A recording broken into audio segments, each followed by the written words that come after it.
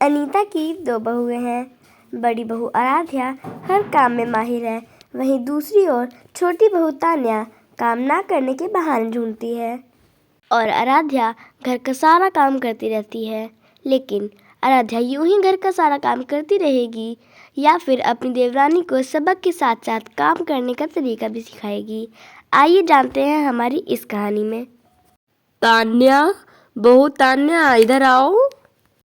माँ जी, आपने बुलाया क्या? हाँ बहू, ये ले बाजार से बैगन लेकर आई हूँ, बना ले। और हाँ, अच्छी बनाना, चटपटी भी होनी चाहिए। इस बुढ़िया ने तो मुझे खाना बनाने को दे दिया। अब सब्जी तो मुझे ही बनानी पड़ेगी, फिर रोटी भी तो बनानी पड़ेगी। क्या करूं? तान्या बहू, क्या सोच रही हो इतना? तुम्हें खाना बनाने को बोला है, कोई गणित का सवाल हल करने को नहीं जो इतना सोच रही हो तुम। अरे नहीं नहीं माँ जी, मैं कुछ नहीं सोच रही, बस जा रही हूँ खाना बनाने। तान्या खाना बनाने चली जाती है, लेकिन वो खाना बहुत बेकार बनाती है। घर में कोई उसके हाथ का बना खाना नहीं खा पाता है। तान्या बहू, ये क्या बनाया है तुमने? खाना तो कहीं से भी नहीं लग रहा है। आखिर क्या बनाया है तुमने? माँ जी, मैंने आपको बताया नहीं था, लेकिन मुझे खाना बनाना नहीं आता। अरे तो खाना बनाने से पहले बता देती, इतना खाना बर्बाद कर दिया। आज से तुम घर का खाना नहीं बनाओगी, जो काम तुम्हें आता है सिर्फ वही करोगी। अपनी सास की बात सुनकर तान्या को बहुत खुशी मिली। वह सोचने लगी, अच्छा हुआ जो मैंने खाना बेकार बनाया। चलो, खाना बनाने से छुटकारा मिल गया। अगले दिन अनीता ने तान्या से कहा, तान्या बहू, तुम एक काम करो, खाना तो तुमसे बनेगा नहीं, तो जाकर तुम कपड़े ही धो दो। बड़ी बहू आराध्या खाना बना देगी। तान्या कपड़े धोने चली जाती है। कपड़े धोते हुए वो सोचती है, इतनी मुश्किल से तो खाने से छुटकारा पाया था, अभी ये कपड़े पीछे पड़ गए। इन कपड़ों का भी कोई ना कोई इंतजाम करना पड़ेगा, नहीं तो घर के सारे कपड़े मुझे ही धोने पड़ेंगे। तान्या कपड़ों को ढंग से नहीं धोती है और कुछ कपड़ों को तो फाड़ ही देती है।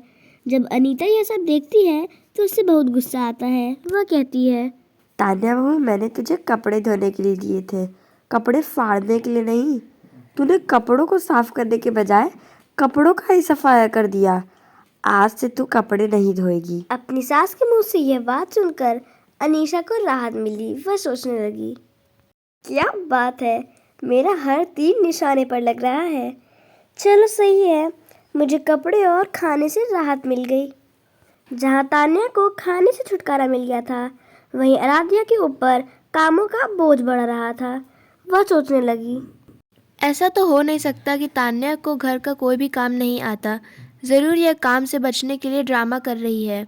और सबसे अजीब बात तो यह है कि कपड़े तो सिर्फ मेरे और माँ जी के ही फटे हैं, इसके तो कोई भी कपड़े नहीं फटे। आराध्या को इस बात का अंदाजा तो हो चुका था कि उसकी देवरानी काम न करने के बहाने ढूंढ रही है। अब अपनी देवरानी को कुछ काम बताती तो तान्या काम छोड़कर अपनी सास की चमचागिरी में लग जाती। माँ जी, आपको पता है, सारे मोहल्ले वाले और मेरे मायके वाले आपकी बहुत तारीफ करते हैं। कहते हैं कि आपने सारे घर को अकेले ही संभाल रखा है। तान्या की बात सुनकर अनीता उससे कहती है, अरे बहू, बात तो सब लोग सही कह रहे हैं, मगर तुम मुझे इतना मक्खन क्यों लगा रही हो? अरे नहीं नहीं माँ जी, मैं क्यों आपको मक्खन लगाऊंगी, मैं तो बस ऐसे ही बोल रही थी। इसी तरह तान्या सारे काम से बच जाती, मगर आराध्या ने ठान लिया था कि ना तो वो अपने देवरानी से सिर्फ काम करवा कर रहेगी, बल्कि अच्छा काम करवा कर रहेगी। इसी तरह दिन बीतते हैं। आराध्या घर का सारा काम करती है। एक दिन आराध्या की माँ का फ़ोन आया। आराध्या अपनी माँ से बात करने लगी। तान्या खिड़की से उन दोनों की बातें सुनने लगी। कैसी हो माँ, बहुत दिनों के बाद फ़ोन किया।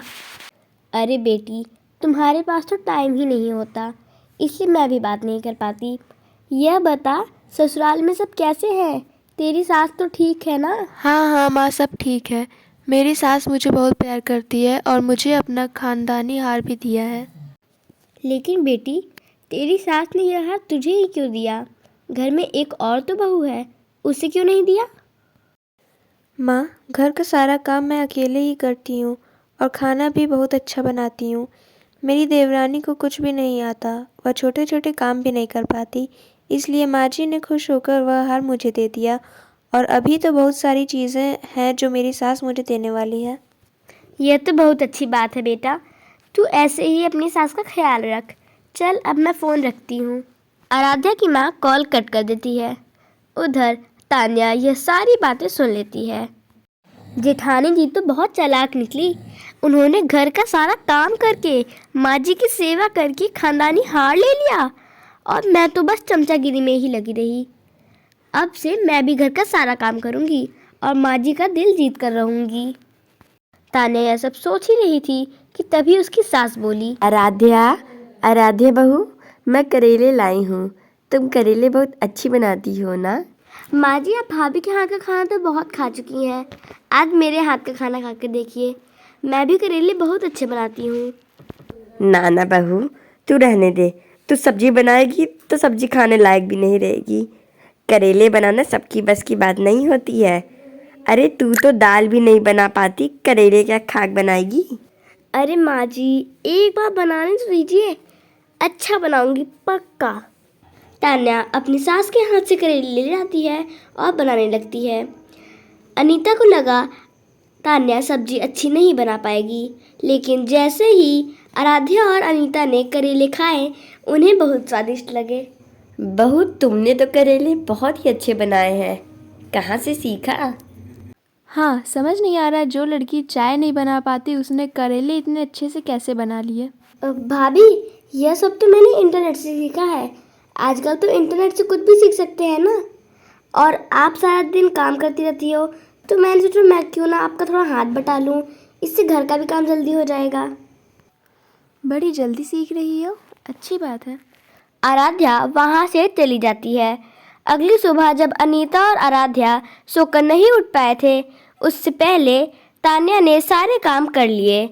जब अनीता और आराध्या ने यह सब देखा तो वह हैरान रह गए। अरे बहू, तूने कपड़े क्यों धोए? ना जाने तूने कितने कपड़े फाड़े होंगे। माँ जी देख लीजिए, मैंने एक भी कपड़े नहीं फाड़े। सारे कपड़े सही सलामत हैं और साफ भी हैं।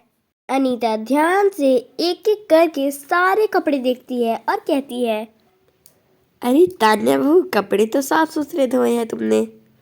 अरे माँ जी, तान्या तो सारे काम अच्छे से कर लेती है। क्यों तान्या? अच्छा है ना भाभी, आपकी मदद भी हो जाएगी। आप सारा दिन काम में लगी रहती हो, मुझे अच्छा नहीं लगता। अब तान्या खुश होकर सारे घर का काम करती है और अपनी सास की सेवा भी करती है। अनीता को समझ नहीं आ रहा था कि उसकी छोटी बहू आखिर इतनी जल्दी बदल कैसे गई, लेकिन आराध्या को सब कुछ समझ आ रहा था कि उसकी देवरानी में इतना परिवर्तन कैसे आ गया। तभी आराध्या ने अपनी माँ को फ़ोन लगाया। अरे बेटी, आजकल तू जब मर्जी तब फ़ोन कर लेती है। अरे माँ, आजकल घर का सारा काम मेरी देवरानी कर लेती है, इसलिए मैं फ्री रहती हूँ। अच्छा, तुमने जो तरीका अपनाया था वो काम कर गया? हाँ माँ, काम कर गया और तीर सीधा निशाने पर लगा है। अब तो मेरे पास समय ही समय है।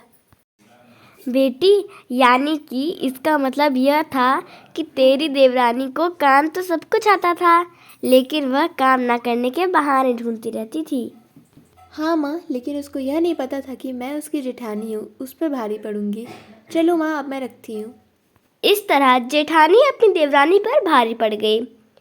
तान्या लालच में ही सही लेकिन सारे घर का काम करती और आराध्या आराम करती, पर यह राज सिर्फ आराध्या को पता था कि उसे कोई हार नहीं मिला। और अब तो आपको भी पता चल गया।